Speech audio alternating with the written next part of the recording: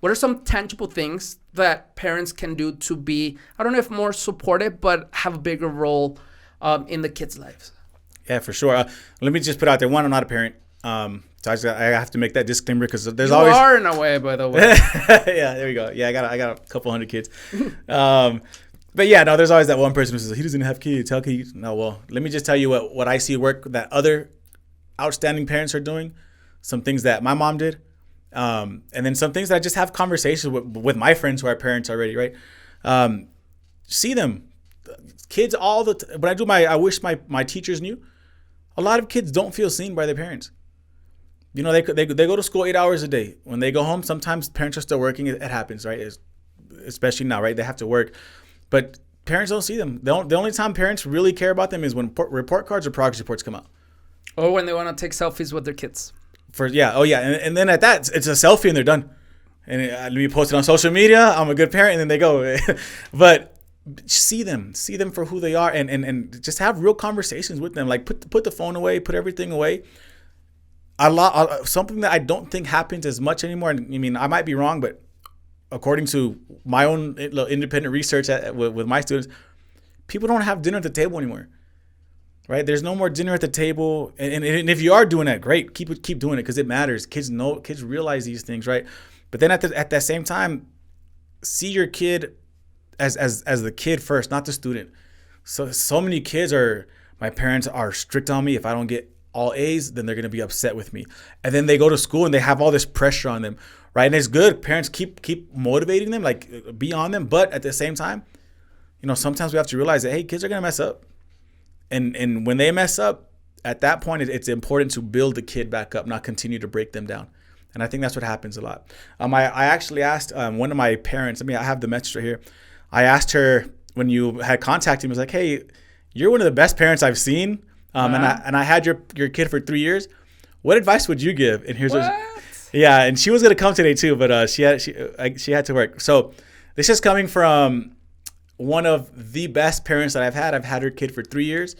And now before you read that, what define a good parent, just so we can be on the same page? Oh yeah. What you mean? A good parent who knows that their kid is a good kid, but they also know that their kid isn't an angel, and they're not afraid to help put the kid back on track with the teacher sometimes. Nice. Right? A good parent is someone who on the flip side is not afraid to go stand up for their kid. Sometimes adults can be bullies. And I'm just being real. Sometimes adults can be bullies. This parent, she was there, right? I had a field trip. Anytime I had field trips, I took my kids to college all the time because it's important for them to see what a college looks like. I never saw UTEP until I walked on there as a student.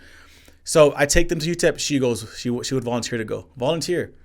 Like, hey, my son, I don't want to say names.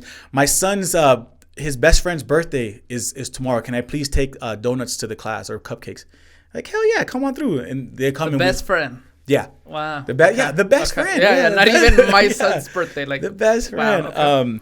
Anytime I would send letters home, that parent would respond. Anytime I asked for parent volunteers, that parent would respond. Right. And as busy as parents are working and taking care of kids, to still find time to be part of your child's education is a game changer. 2 years later, I haven't had him for 2 years. He still goes to my house to do my yard. I pay him, but he does my yard. And who's the one that set that up? With Mom. Hey, my son's looking for work. I want him to earn his money. You got any side work for him? Yes, I do. Wow. Yes, Senor, I do. Go ahead now. Tell us what the advice is. This is what what Gabby said. Gabby said, and this was her direct quote. Well, I would say parents who lead by example. For parents to lead by example, by speaking life and being active role models are beyond schoolwork. It's being a role model that will lead your kids to follow their dreams, not what you want for your kids to become, but their dreams.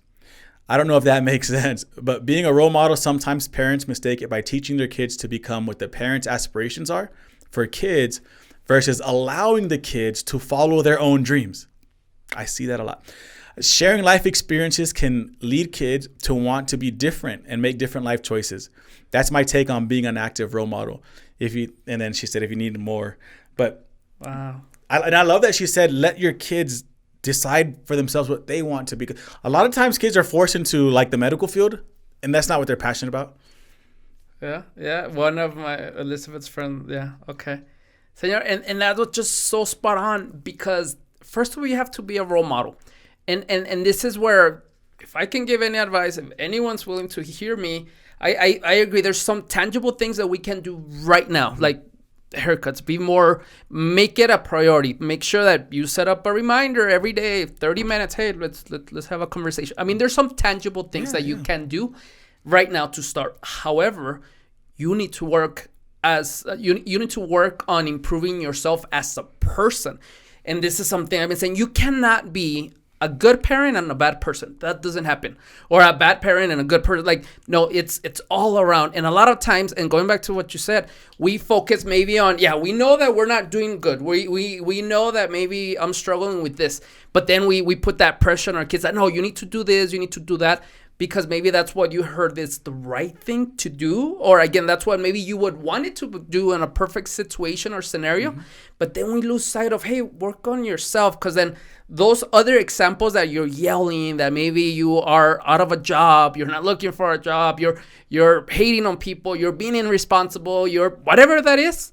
Guess what? That kid is picking from that. So work on improving that yourself first. And then you can do it. I'm going to talk about something that I shouldn't, by the way, but